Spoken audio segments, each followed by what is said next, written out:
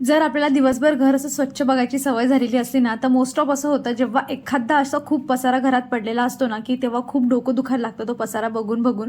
आणि आज काहीसं असंच झालेलं होतं. म्हणजे आता सायंकाळ झाली आणि बरंच कामं होती ना, जे मी दुपारीच आवरून घ्यायला पाहिजे होती, ती माझी काही झालेली नव्हती. शेवटी मनावर घेतलं आणि म्हटलं सायंकाळी ह्या 10-15 मिनिटात जेवढी कामं करता येतील ना, तेवढी करून घेऊया. त्यातल्या त्यात पियाचं खूप चाललं होतं, की मला सायकल चालवायची. जनरली तिला आता एवढी इच्छा होत नाही, पण आता ती एवढी मनापासून हट्ट करत होती, तर म्हटलं चला तिला हे अर्धा तास खाली फिरवून आणलं आणि त्यानंतर लगेच स्वयंपाकाला सुरुवात केली.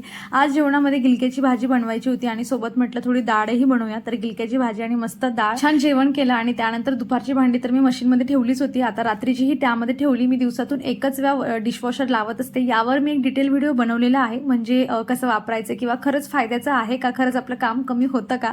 तर तो व्हिडिओ तुम्ही इंटरेस्टेड असाल तर नक्कीच बघू शकतात. मी खाली प्ले बटनमध्ये ऍड केलंय. आणि कोणाचं काहीही होऊन जाऊ, रात्रीचं जेवण झाल्यानंतर अर्धा तास टीव्ही बघणं मात्र पियाचं काही सुटतच नाही. पण अर्धा तास काही जास्त वेळ नाही म्हणून चालतं. आणि हा बेडरूमचा पसारा मीच करून ठेवलाय दुपारी आणि यामुळेच मला बाकीची कामंही आवरता आलेली नव्हती. आता ते सगळं आवरलं आणि आता जो थकवा होता ना, तो माझ्या बाल्कनीत येऊन सगळा निघत असतो. इथे 5-10 मिनिटं जरी आली ना, माझं माइंड असं फ्रेश होऊन जातं सगळे फ्लावर्स आणि झाडांना बघून. चला तर मग भेटूयात नेक्स्ट व्हिडिओमध्ये. बाय.